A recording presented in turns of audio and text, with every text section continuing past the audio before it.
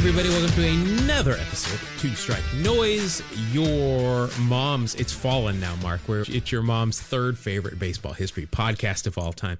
My name is Jeff. I am one half of the show. The other part is coming to you from the Tom Wilhelmson studio in the Pacific Northwest. It is Mark A. Johnston. Mark, how's the bartender treating you up there? Oh, it's great. It's the Tom Wilhelmson recording studio, bar, and grill.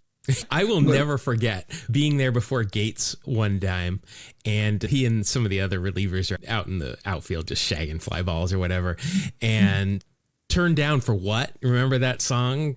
I don't remember who sings it, but that came on, and he let it all go, and it just burned into my memory watching him dance out there.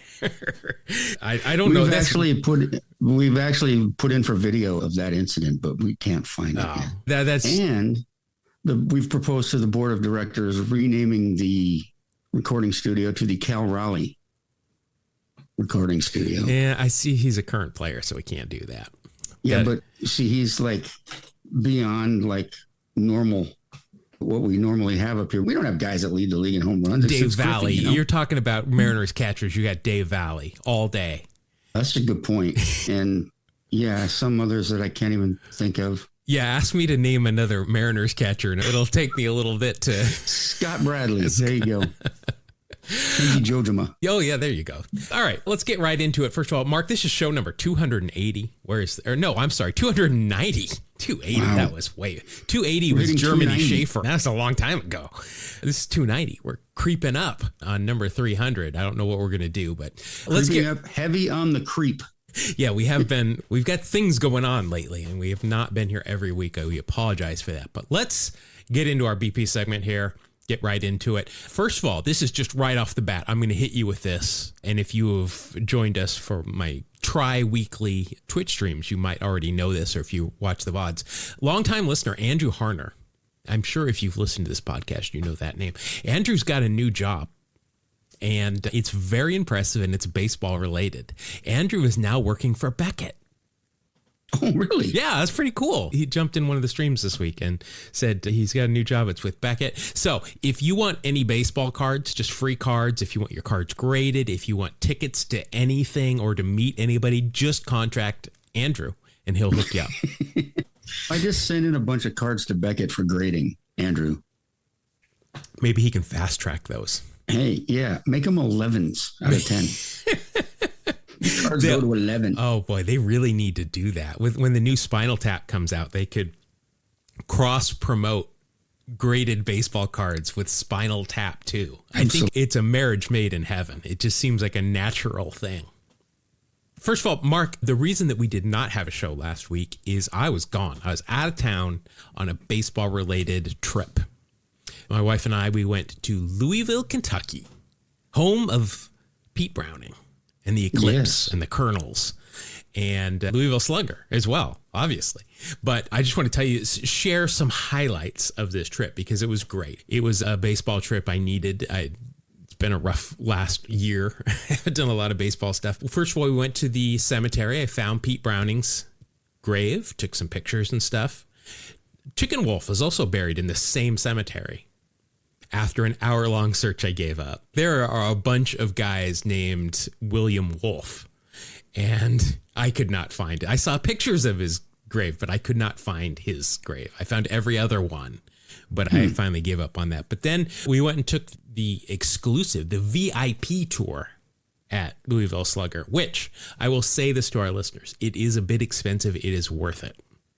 There's the regular tour, which is perfectly great. You're with a big group and you just go through this standard stuff. But it was just my wife and I. You make the size of your group. You got to have 2 people at least, but it's just your people and a tour guide. And it was like 3 hours long. We got in all the back rooms. We got in places the other tours didn't get to go. We got to touch things that the other tours just got to look at and a bunch of stuff. It was so cool. That's awesome, man. I also asked about Pete Browning and I didn't get a straight answer, but it was implied that, yes, it's a great story about how he swung the first Louisville Slugger bat. But yeah, it's so worth it. And I showed off on stream today, every tour, just the regular tours even, you get a little Louisville Slugger mini bat. But with this VIP tour, you get a full-size bat as well, a custom full-size bat. It's not a gamer, I ask, because I need a new bat. So I figured I was just going to give it away here on the podcast. I got 2-strike noise put on it. Figured nice. I thought it was just going to be like a blonde, no color. I thought it was just going to be like not an ash, because those are rarer, but like a maple bat. But no, it's really a cool looking bat. It's on the VOD if you want to go look at that. Maybe I'll post some pictures, but I'm keeping it. Nice. It's mine.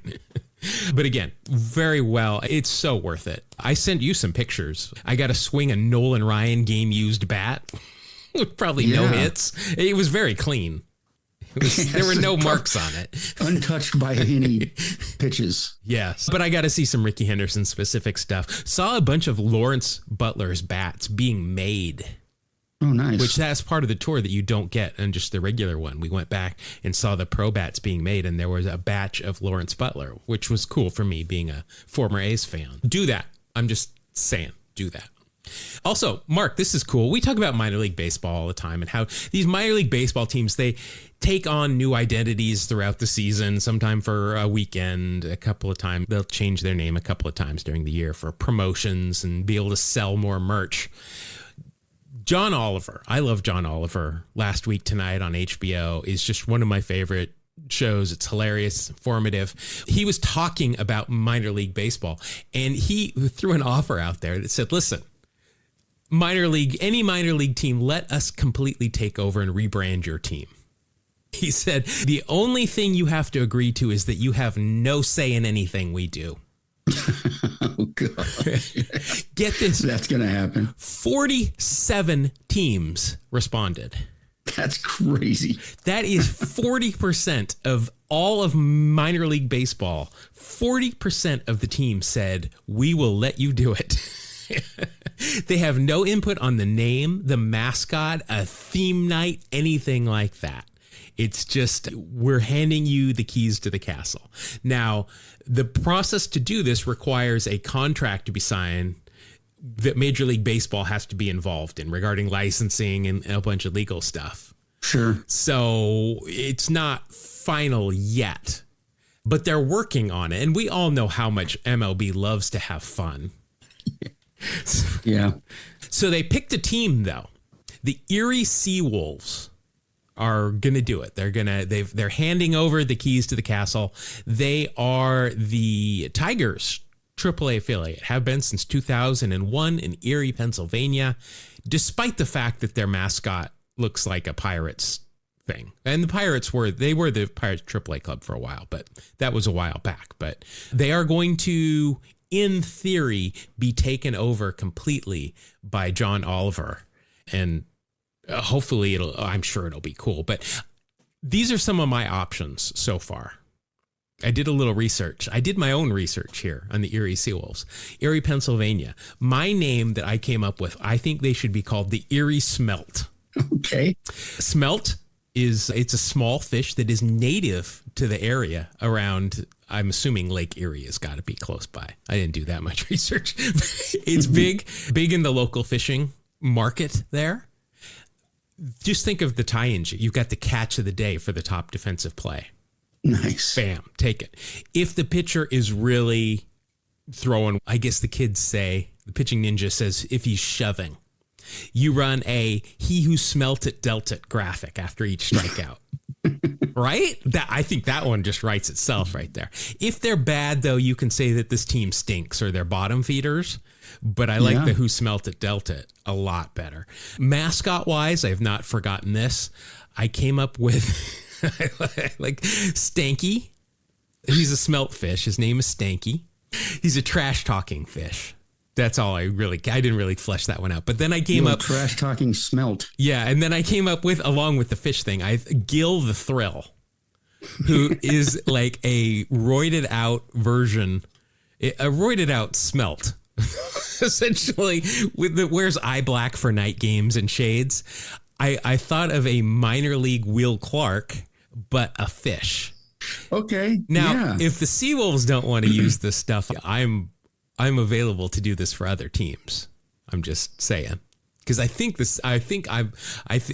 the smelt it Delta thing is just great. At least in my mind. I don't know. We'll see. Let's see, Mark, this show is debuting on June 20th, which is today. We have some debuts that happened throughout baseball history on June 20th. First of all, 1978, we talk about this guy all the time. Bob Welch made his major league debut with the Los Angeles Dodgers.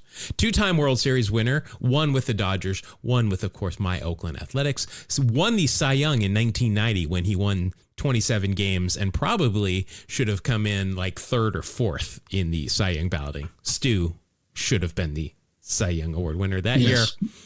But those 27 wins, that was all it was about.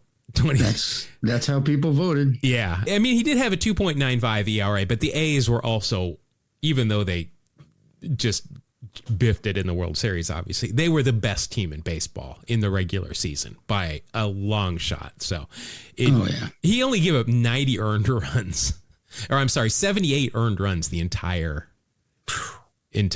season, which was pretty impressive. We've talked about him, of course, being the muse for a member of the Go-Go's. I always forget who it was, but point being, it was a muse. Let's see, unfortunately passed away in 2014, died of a broken neck that happened during an accidental fall in his home at the age of 57. I still remember that. It's sad. Bob Welch also had a lot of problems with alcohol throughout his career, but he's still a great pitcher. Also, 1991, Ivan Rodriguez, I think somebody else's nickname Pudge that I've seen recently. I was talking about that on stream about how Carlton Fisk wasn't the original Pudge either. It's just each generation has a Pudge. But Ivan Rodriguez made his debut today in 1991, spent most of his career with the Rangers, 13 of the 21 years with the Rangers, 5 with the Tigers, and then the Nationals, Florida, Houston, and New York, of which I barely remember any of those. He did it. If you look at his baseball reference page, he did win an MVP in 1999. That year, he also led the league in double plays grounded into. There is not another single mark of black ink on any of his numbers. He was a defensive catcher. That was his thing. But he had a lifetime 296 average. He hit 311 home runs. See, there's nothing wrong with those numbers. No. Now, I will say this. It is thought that he probably used PEDs. I think it's pretty clear. There are stories of people injecting him with PEDs. But he is a Hall of Famer. So we will just say congratulations. Also has a son, Derek, who pitched in the big leagues for a while with the Giants and the Twins, and it looks like Atlanta as well. He's pitching in Mexico right now, so he's still kicking around. But Ivan Rodriguez, and then finally in 2003, a very skinny Miguel Cabrera made his major league debut for the Florida Marlins. Let's see, in Baseball Reference, he's listed as 267, which is probably closer to what he retired at, but he had to have weighed like $140 when he came up. He was not a big man at that point. But a lot of black ink, if you want to look at his Baseball Reference page, and an MVP. Miguel was the 9th player in baseball history to win 3 consecutive batting titles. And he was in good company. The others that won it, Wade Boggs, Rod Crew, Ty Cobb, Nap Lajoie, Honus Wagner, Rogers Hornsby, Stan Musial, and Tony Gwynn. What can you tell me that all of those 8 guys have in common? Besides the fact that they won 3 consecutive batting titles, because I knew you were going to say that. You just read them off. Yeah. How about that? How about they're all in the Hall of Fame? I think Miguel Cabrera. Oh, there's that. Yeah. I think Miggy's going to join them pretty soon. His first ballot. Also, first player since 1967 in Carl Yastrzemski to win the Triple Crown. He did that in 2012. The next year, he did not win the Triple Crown, but he came in second in home runs and RBI and led the league in batting average. So almost back-to-back Triple Crowns. Just an incredible bat. Ridiculous. he wasn't that bad of a fielder at third base. No, I agree. But yeah, definitely known for his bat and being a big guy, I guess. Sure, yes. A couple of things just noteworthy that happened on today as well throughout history. 1948, Ralph Kiner hits home runs. 8 consecutive Sundays, he hits a home run. That's amazing. He likes hitting on Sundays. He's a day game. But for the year, he hit 17 of his home runs in 38 Sunday games. So just under half of his home runs were on Sundays. Definitely not a day to rest him. Also, on June 20th, 1994, we've talked about this before. Not great fodder for a audio podcast, but the umpiring crew that was working the Atlanta-New York game lost their luggage on their way to it. I think it was to Atlanta, and they ended up wearing shorts and Braves t-shirts to umpire the game. I do remember that, actually. Yeah, some good pictures of it, but I don't need to see umpires in shorts. That's especially in the 90s. They're not like umpires are in shape today. There's no more. Who are the biggest guys? Like John McSherry. Remember, he passed away. Yeah, that was crazy. Because he was a big guy. Yeah. And I remember that was in Cincinnati on opening day, and Marge Schott was That's right. upset. Not because somebody died, but because it ruined her opening day. Oh, yeah. Rough on Marge. Poor Marge. She's looking up at us right now, so it's okay.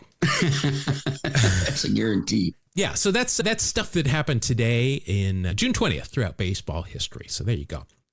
All right, Mark, grounds crew's out here. They're doing their thing, getting this field ready to go, and it's time for our main subject. Today, Mark, I'm going to handle it today, and I want to talk about somebody. We're going way back today. Okay. This is baseball history, like way back. I want to talk about Dave Orr, O-R-R. First off, I want to just paint a picture of the man if you do not know what he looked like. First off, he looks like he was like at a Gilded Age, like Great Gatsby type dinner party the night before a game. And that party lasted until noon the next day. And he had to like sprint from the party to the ballpark and directly onto the field. If you look at like the most famous picture of him, which I believe is a baseball card, his mustache reeks of a regional rail baron from the time, like just 80 grade on the scouting report on this mustache. He could be evil or he could be jovial. We're not sure exactly. He's also wearing a neckerchief in this picture, which I assume because it's on a baseball card is part of his uniform, or he just has a Mr. Farley style fashion sense. Mr. Furley, not Mr. Farley, Mr. Furley from Three's Company. Remember? He would wear those kerchiefs. Oh, yeah. The ascot, whatever those things were. Yeah. He always looks real sharp in those. Yeah. Oh, yeah. Yeah. Real sharp. That's one way to describe it. His hair, I guess I would say it's like angrily vertical. Like I don't know what kind of product they used at this time, but it looks like he used a lot of it. I'm just saying that this whole look together, if Mr. Peanut ever played sports in the 1800s, Dave Orr would have been mistaken for him quite often, is what I'm saying. With the monocle? No monocle. He couldn't wear that during the game. That was outlawed.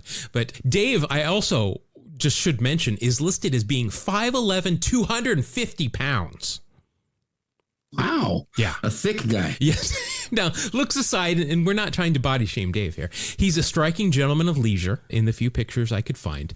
But make no mistake, despite this, Dave Orr could rake. Not like rake for his time, not rake in the dead ball era. He could really hit. He spent 9 years, 1883 through 1890, just roughing up anybody that threw a ball at him.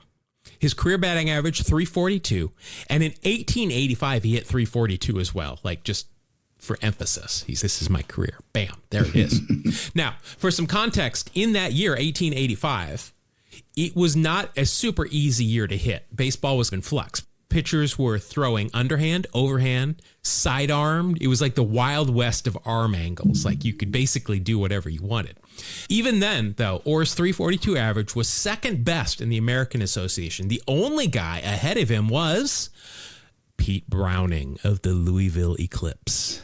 There you go. The Gladiator, the original Louisville Slugger, who I referenced in our BP segment, to tie this whole show together as a professional podcaster would do. So that year, Browning hit 362. But back to Dave. By the way, Dave Orr, second shortest name in Major League Baseball history, after Mel Ott. And I visited both of their graves this year.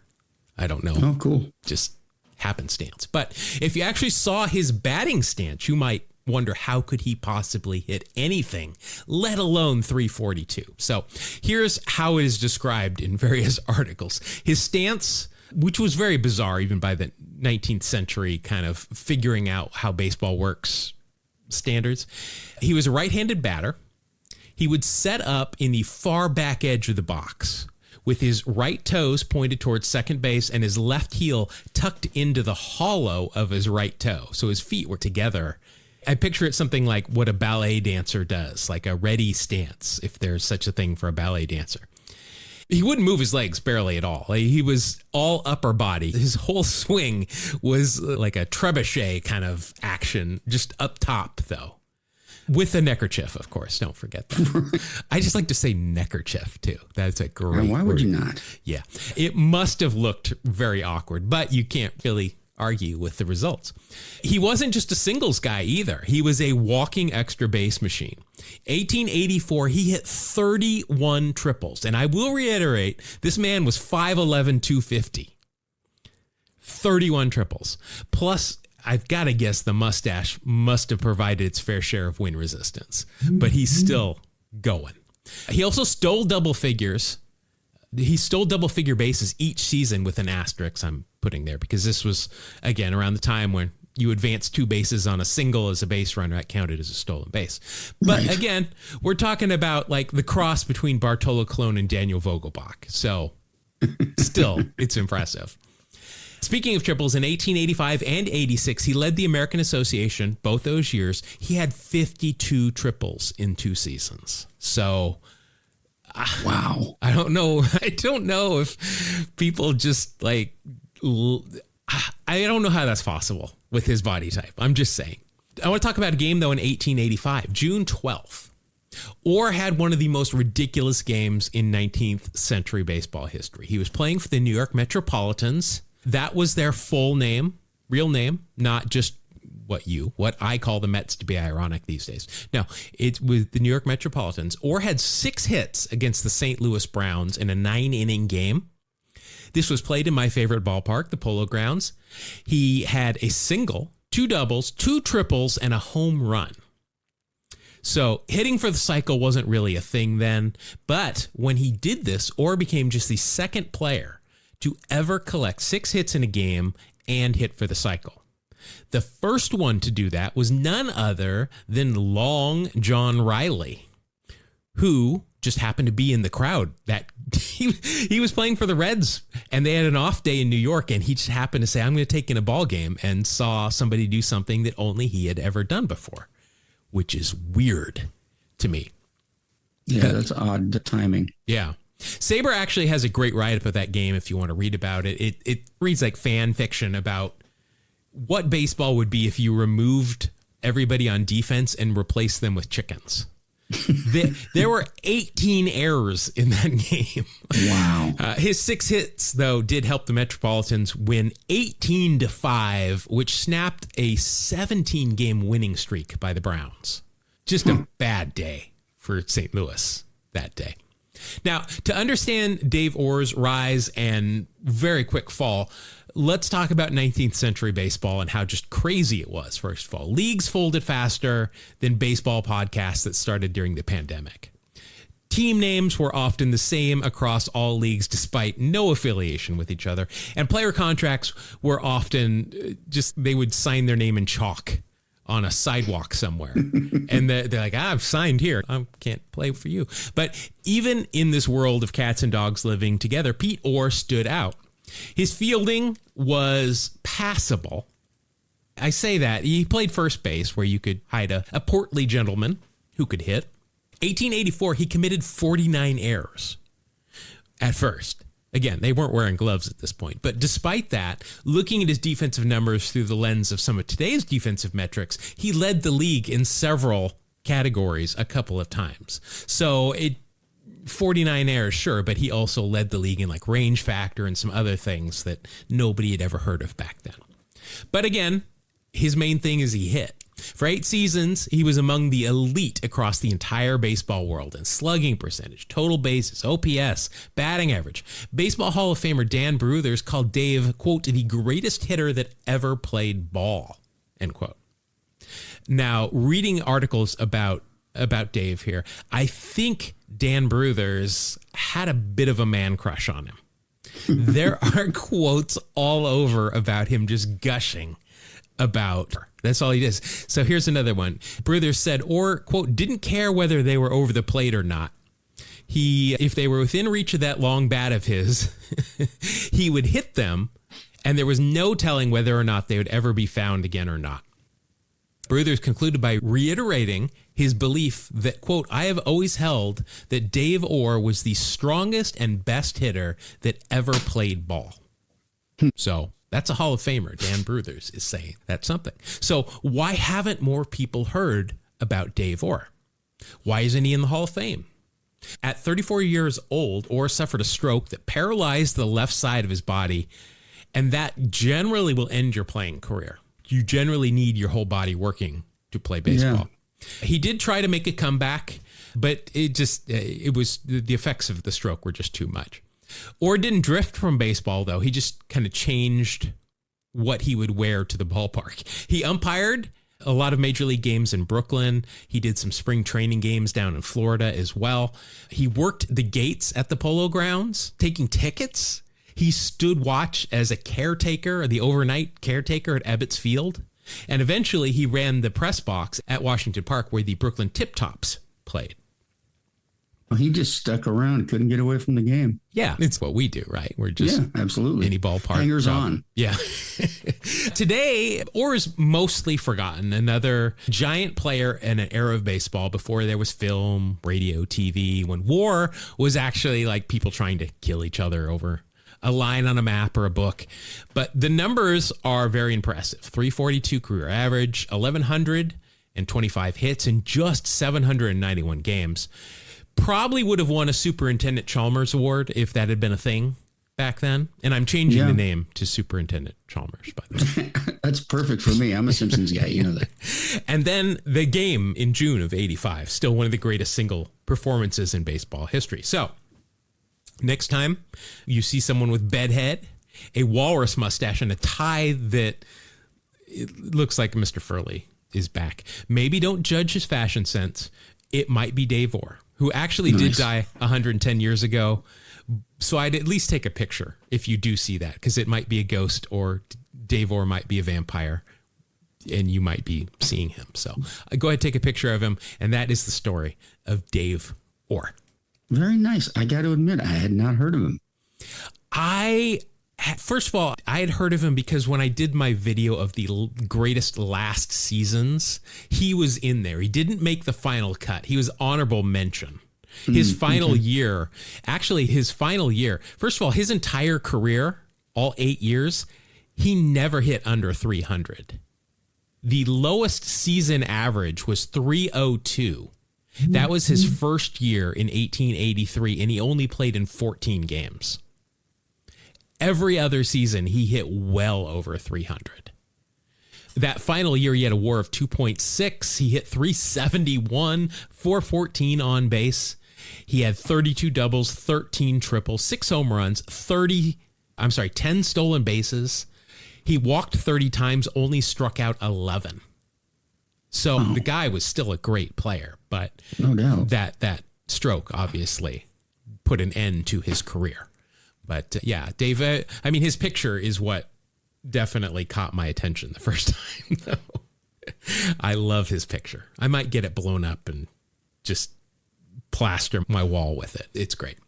All right. Maybe you should make a goal to look and dress like him. Well, the kerchief I've got. Okay, yeah. You always used to wear those. Yeah, I don't really have the hair, though.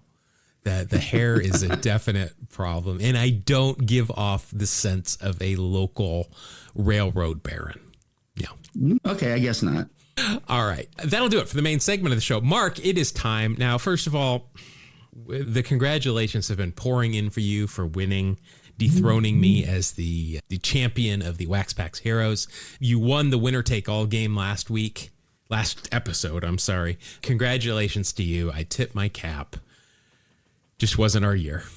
You cannot get any closer than that. No. And Champ Summers? Yes, Champ. Still cursing Champ Summers. But let's go ahead. We're gonna do some exhibition games here. We're trying to tweak the rules a little bit, make it just change it up a little bit. I know we've made a list of rules that we wanted to tweak, and we have then lost that list. So we're gonna play a couple of games and try to come up with some different things to spice it up a little bit. But before we do any of that, Mark, we've got to play this song because we are contractually obligated. So it is time for Wax Pack Heroes. Wax Pack Hero! Gotta pull a Wax Pack Hero! Got stars in his eyes. Hero! On a podcast tonight. All right, so if you're new here, you're tuning in for the new season of Wax Packs Heroes. You want to get in at the ground level. This is how we play. We're going to open up some baseball cards, generally from the Wax Pack era in the 80s, early 90s, sometimes other time. It's like the Wild West, like when Pete Orr would play. Whatever we've got, whatever we want. It's our show. We're going to open that up. We're going to play like war with you, like you used to play with just regular cards. You slap a couple of cards down. Whoever has the highest win wins that round. But instead of using cards, we're using baseball cards, and we're using Baseball Reference War for the year of the pack. First one to win 5 wins that game. A couple of things, though, that can add or subtract to that war total. Anything that we consider 80s baseball aesthetics. And I think this is where a lot of our rules that we were writing down, we kind of lump into this. So that means things like real stirrups, mustaches, eye black, good Brady Anderson-like sideburns, no ear flaps on the batting helmet, no batting gloves, that kind of stuff. How about batting glove under your fielding glove? Oh, yeah, that, a hat under your batting helmet, batting gloves in your back pocket while you're doing something other than batting, all these kind of things. Those are all worth an extra 1/10 of a point. If it's a Dave Orr type mustache, and I think I keep calling him Pete Orr, who is a second baseman for Atlanta. I think if it's a Dave Orr type 80 grade mustache, we will give you a bonus 1/10 of a point. So it's worth 2/10 of a point. Things that we don't like, that is going to be like 2-in-1s. That is a minus 1/10 of a point. And that's we decide on the fly kind of thing. One thing we're going to do, if you led the league in any category this year, you're going to get a 1/10 of a point for each of the things that you led, unless it's a bad thing. Like when we talked about Pudge Rodriguez leading the league in double plays grounded into, that would be a minus 1/10 of a point. So there's a little new wrinkle. Any awards that were won in the year of the card, means Rookie of the Year, Cy Young, MVP, All-Star, or a Gold Glove, that's an extra 1/2 a point each. If there's a Hall of Famer on the card, even if they're not in focus, or the focus of the card, they could be blurry in the background. It doesn't matter. That's a whole point. If Ricky Henderson or Nolan Ryan shows up, doesn't matter who throws that card down. I win if it's Ricky. Mark wins if it's Nolan. And any easily found pop culture references is worth a 1/2 a point, unless they appeared on Seinfeld, Sabrina the Teenage Witch, or The Simpsons. That's a whole point for each of them. And if they were suspended, mentioned in the Mitchell Report, bought drugs from mascots in Pittsburgh, anything like that is a minus 1/2 a point as well. So Mark, you are the reigning champion. I'm going to let you pick the pack this year. Again, I've got some tops all the way from 1980 to 92. I've got a Rogue 96 and I've got an 88 score pack as well. Which one of those would you like to use in this? I like the score. Let's do the 88 score. All right. 88 score. I'm going to have you go first because that's the way that we do things here. And let's see here. Mark, your first card is with the Montreal Expos. It is Jeff Reed. Oh, that's right. I've got to open this page for eBay baseball cards. Jeff Reed, classic backup catcher. 17 years in the big leagues and only, 4 seasons where he appeared in more than 100 games. Your prototypical backup. Yep. catcher. His card, though, this is a good-looking card. It's at Wrigley Field, but he's in the Road Expos uniform. He's got that pinwheel batting helmet, red, white, and blue Expos batting helmet on.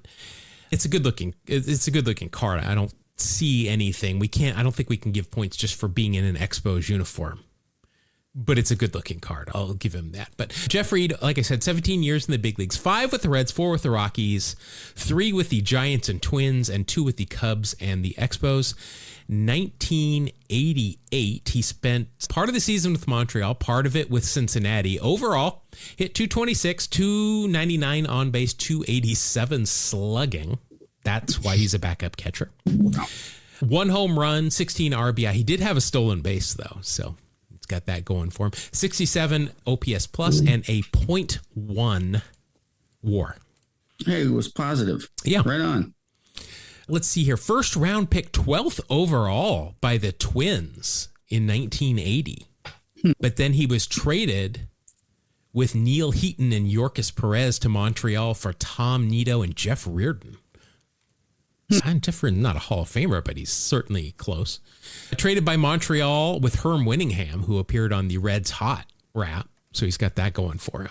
But I think that is about it. I don't see anything else too exciting there. Pop culture wise, I'm guessing not a whole lot. He was a member of the 90 Reds, but we're not going to talk about that. Right. Yeah, nothing else there that's going to help you out. You do have a .1, so you're on the board at least. And right. I've got if your guy didn't play and doesn't have a mustache. Well, I've got a Mariner, so there's a good chance that your .1 is probably going to hold up. It's a wild card. I have got Scott Bankhead. Okay. Let's see. First of all, these scores are one of my favorite sets. I love these pictures. They're great. He is wearing my favorite Mariners jersey, which is not a Trident-based jersey, believe it or not. It's the gold S on the blue hat. It's the Mariners jersey they wore during Naked Gun when Reggie's on the Angels. Right. That one. I like that uniform. He is wearing real stirrups and he's got a mustache. So that's going to help me out and put me in the lead, at least for the time being. Overall, 10 years in the big leagues, 5 with the Mariners, 2 with the Red Sox, and then Cincinnati Royals and the Yankees for other points in his career. Oh, wow. Scott Bankhead in 1989 went 14-6 with a 3.34 ERA. I didn't think that was possible. I don't remember him being that good. For an 89 Mariner, that does not seem possible. 210 innings, only gave up 187 hits, struck out 140 for a 1.22 ERA plus and a 4.5 WAR. Okay, I didn't see that coming. I did not either, but I think it's pretty safe to say I'm going to win this round. Yeah, I think that's yours. Let's see. First round draft pick by the Royals, 16th overall in 84. He was traded by the Royals along with Mike Kingery and Steve Shields to the Mariners for Rick Lukin and Danny Tartabull. Seinfeld fan. Yeah, there's Seinfeld episode right there. Got that going for him. I don't know that he's got a lot of pop culture reference, except for that he was traded for Danny Tartabull at one point. Yeah. That's nothing else going on there, but I will take that win happily. All right, your next card. Oh, we've talked about this guy quite a bit because we're theorizing that he is Italian. Not we don't know for sure. It's catcher for the Rangers. It's a Gino Petralli. And I did that thing with my hand that is stereotypical Italian, right? Put all my fingers together and yes, very nice. Hold it up there. Let's see. Gino, this is a great card. You're going to get a lot of points here just from the card, too. He has got eye black, he has got a mustache, and he's got real stirrups. So it's just a point there. And again, I'm going to say every time we look at one of these cards, these scorecards are beautiful. I love them. Petralli, apparently I'm only going to draw backup catchers. Possibly. Oh, and you know what? I just realized these are 88, not 89. I took Scott Bankhead's 89s. His 88 numbers were more than enough. Okay. I do want to just say, I'm sure somebody will have caught that. I still would have won that round easily. And I apologize. These are 88. For Texas, 129 games. I would say that he was the regular catcher for the Rangers that year. It was that, huh? Yeah, let's see. Hit 282, 356 on base, 393 slugging, a 109 OPS, 7 home runs, 36 RBI. So not too shabby. That'll be a 1.3 WAR. So that's a 1.6 right there for you. And if I recall, he had a nice mustache for most of his career. Yeah, he did. Now, the one on Wikipedia is definitely a 2/10, but the one on his card, I'm not sure that I can say. You know what? I'll give it to you. All right. It's pretty good. Yeah. He's got Dave Orr type. See, I did it again. Dave Orr type facial hair going on there. He was married in 1979 to the former Susan Patterson. Glad they got her maiden name in there.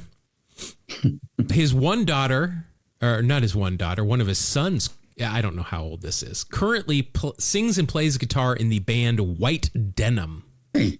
I have not heard of White Denim. His other son was drafted 5 different times. And looks like he went on to play in the American Association of Independent Professional Baseball. So he was drafted 5 times, but never played professionally in the big leagues. But that's a 1.7 for you. That's not bad. And you will be going up against another member of the 1990 Cincinnati Reds. It's Billy Hatcher. Former Astro. Yeah. Let's see here. Billy Hatcher, an Astro here on this card. He's got a mustache, but that is going to be it in terms of things that will help me on this card.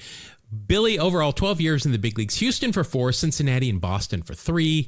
Then the Cubs, the Phillies, the Pirates, and the Rangers as well.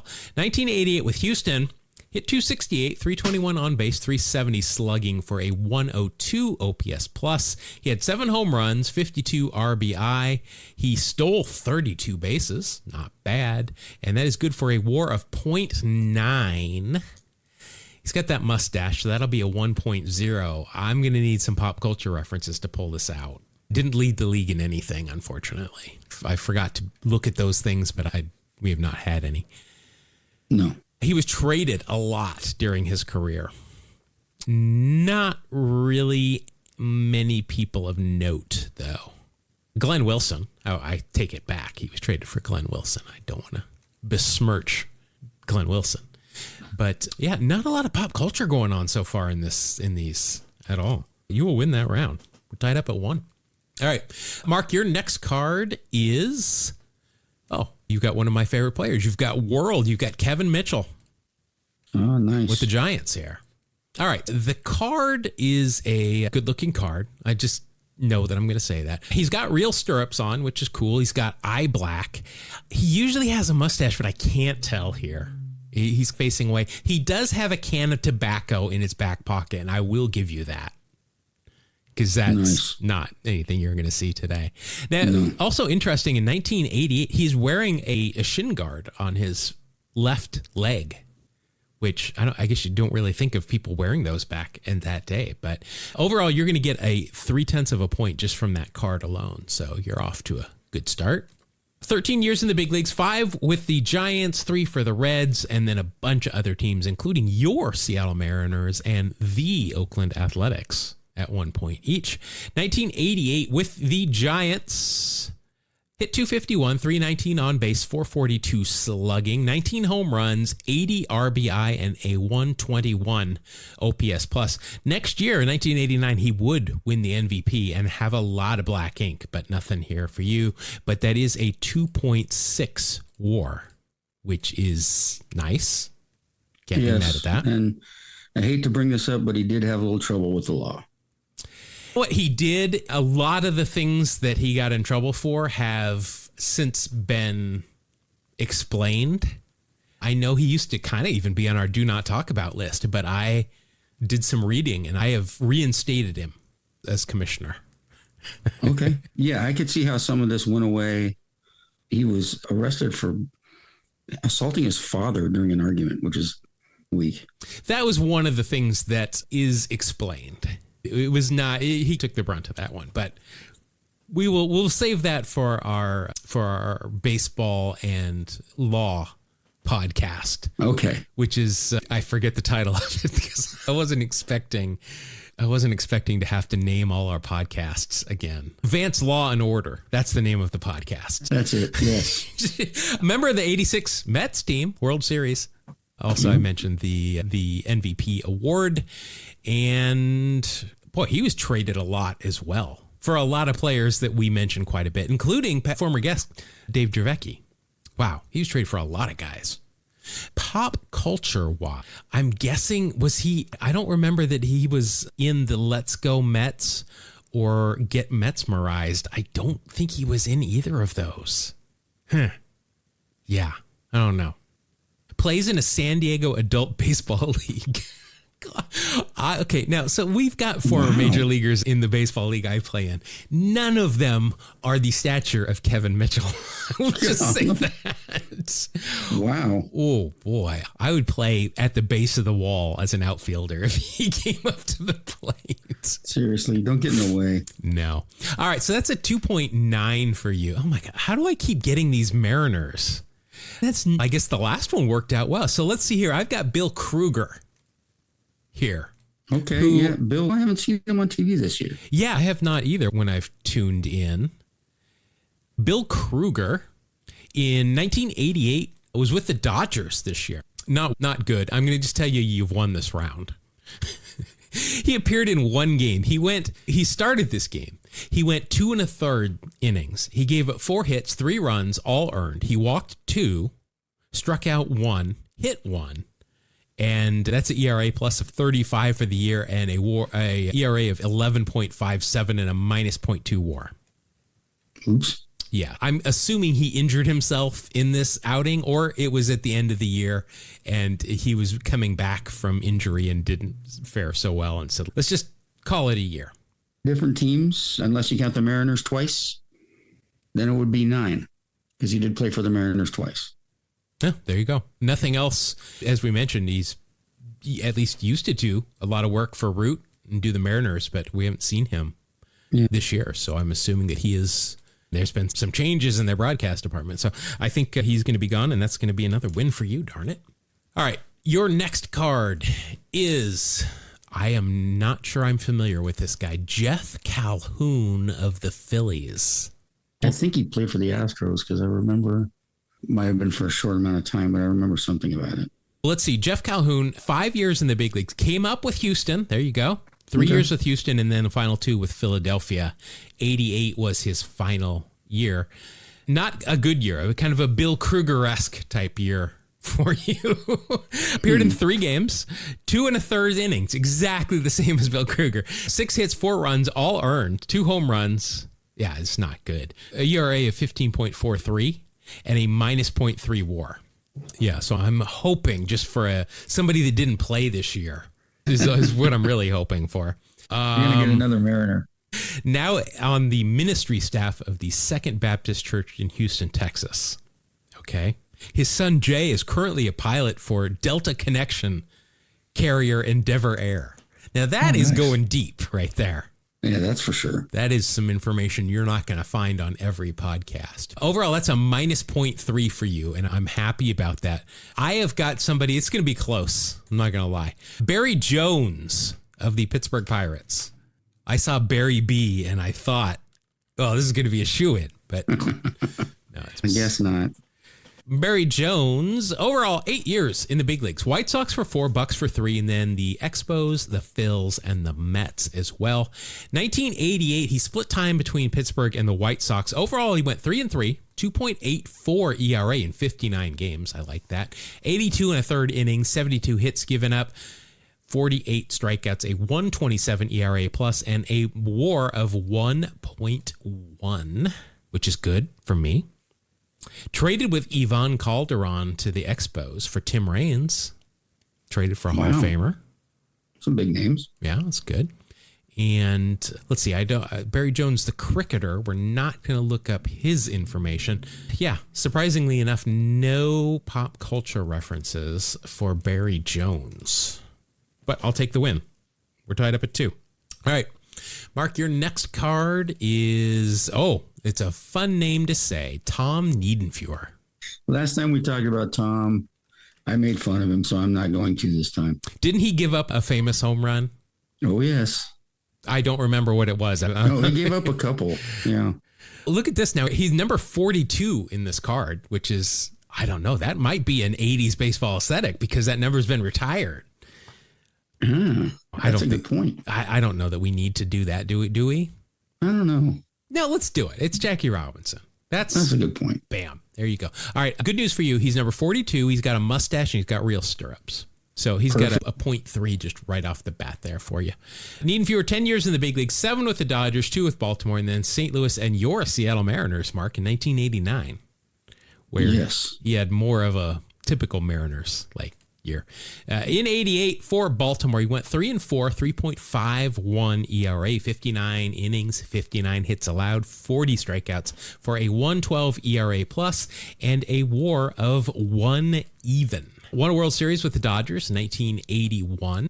Did not sing "We Are the Champions." The home runs you were talking about. Mm-hmm. Like I said, there was a couple. He gave up the Ozzie Smith home run in Game 5. Okay, go crazy, folks. Yep.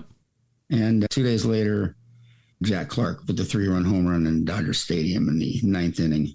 There you go. And that gave the Cardinals the pennant in 6 games. So when you are a ball player and you have the nickname Home Run, that's good if you're a hitter. Like Home Run Baker. Right. But Home Run Niedenfuer, not a good name. What about Washington State Cougar, Tom Niedenfuer? Because that's what we got a Bobo Braden mention right here. Go Bobo. A legend is referenced. Definitely. Yeah, nothing else here pop culture related. So that'll be a 1.3 for you. That's not bad for a Cougar. But I've got a better nickname than Home Run on my guy. I've got pitcher for the San Diego Padres, Craig Def Lefferts. Oh, yes. Let's see. Actually, with the card here, he's with the Giants. But he has got a mustache, which I say might be bordering on a 0.2 of a pointer.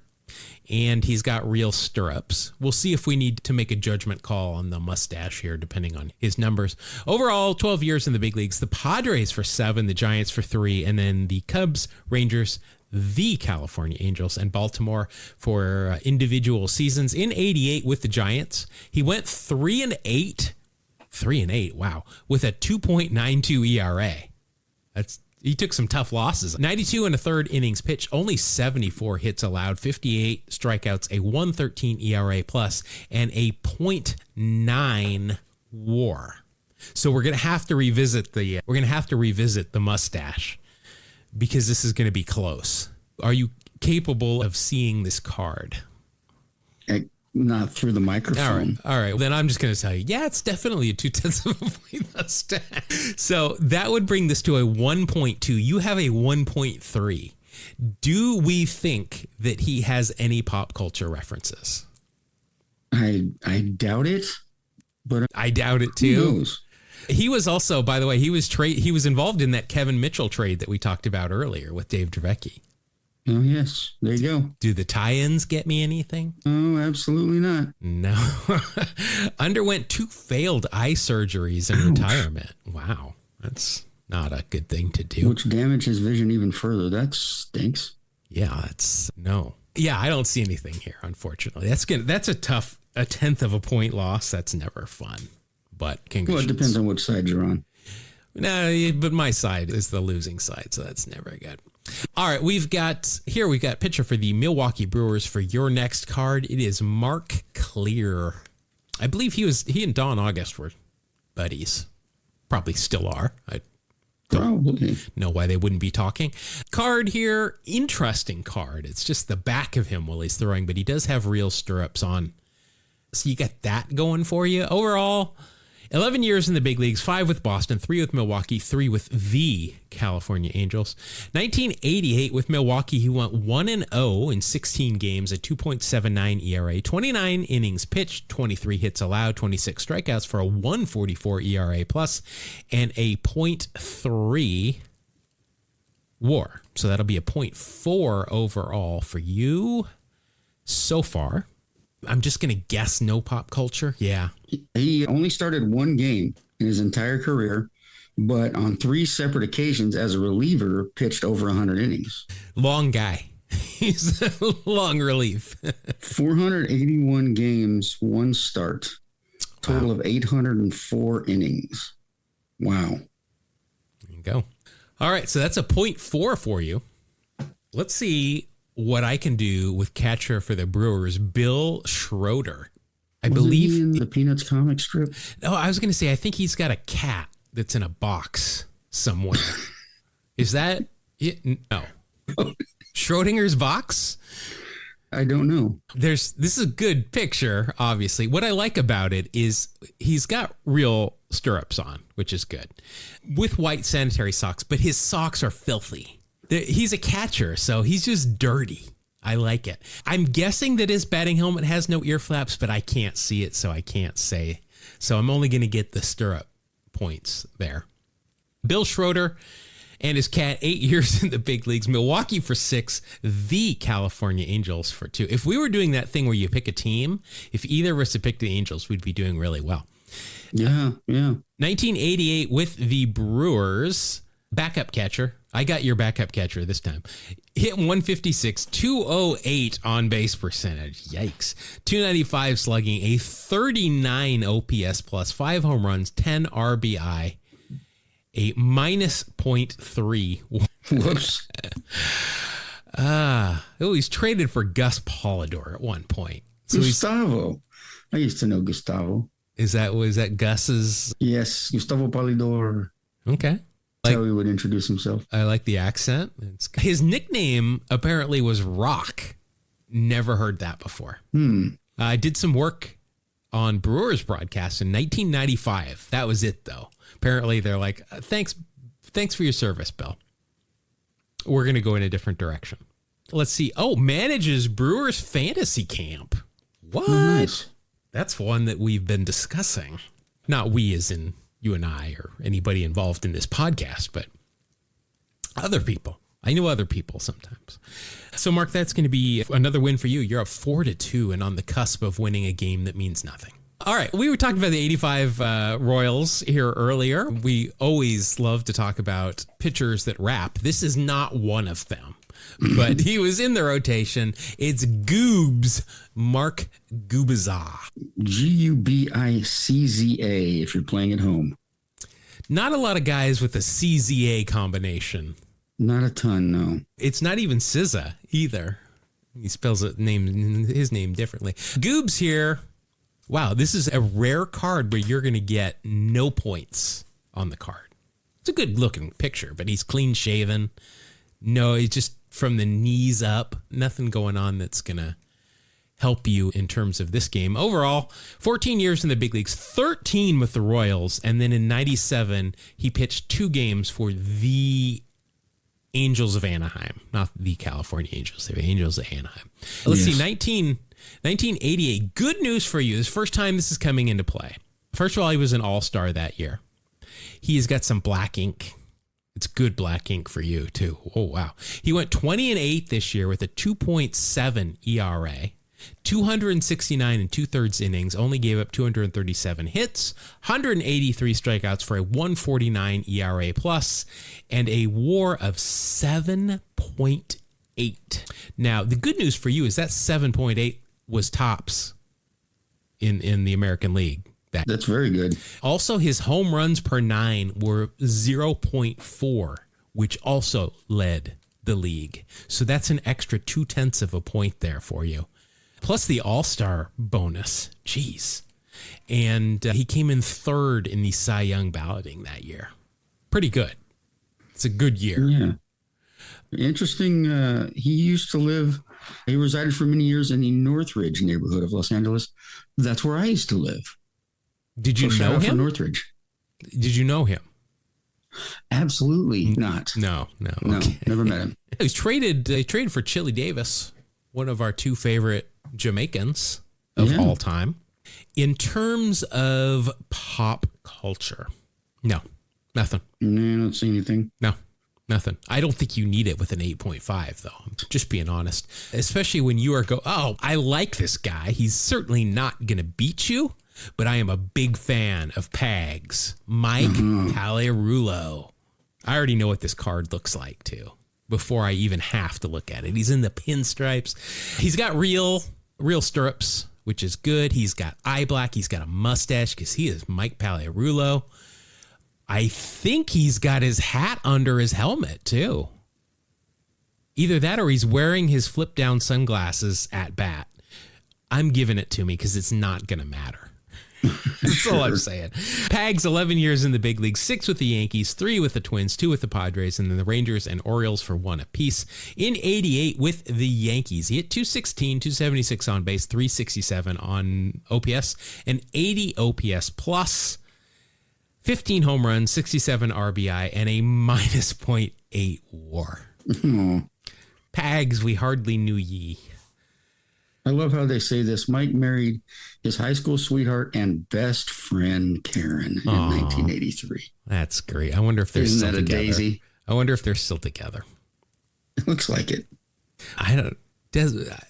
Sometimes it'll tell you about whether they're divorced or not, but all right. No pop culture, but I got to say Mike Pagliarulo a bit. You know what I said earlier today, and congratulations, you've won this exhibition game, BT Dubs. During the grid portion of the stream today, I got Kurt Bevacqua and Buddy Biancalana mixed up, which happens. I don't feel bad about it, but I got them mixed up. And those are fun names to say, as well as Pagliarulo, Biancalana, and Bevacqua. But anyway, again, Mark, congratulations to you. You have won this exhibition game. Hey, listen, listeners, if you've got some ideas for rules, send them to us. We're open for it. Yes, please. Put it up for a quorum and see if we like it or not. Maybe if we get an IORG brother, automatic win. I don't know. Is it IORG or IORG? I've forgotten already. I think. IORG. Should we give funny name points? I don't know. We're not going to do that. All right. Anyway, that'll do it for this episode. Thank you again for joining us. If you want more of us, just look at the show notes. Everything is there. You can just put us in the search engine of your choice. Two Strike Noise. That's TWO Strike Noise. It'll spit back some stuff as well. And Mark, if you wanted to get a hold of us via electronic email, how would one do that? Oh, man, that's a good question. I think one could write to us at Two Strike Noise, spell it out, TWO, strike noise @gmail.com. Perfect. That answered my question. Thank you for getting back to me so promptly. All right, No that'll problem. do it for this episode. We'll see you again on the next episode of Two Strike Noise. Thank you. God bless you. Have a great day.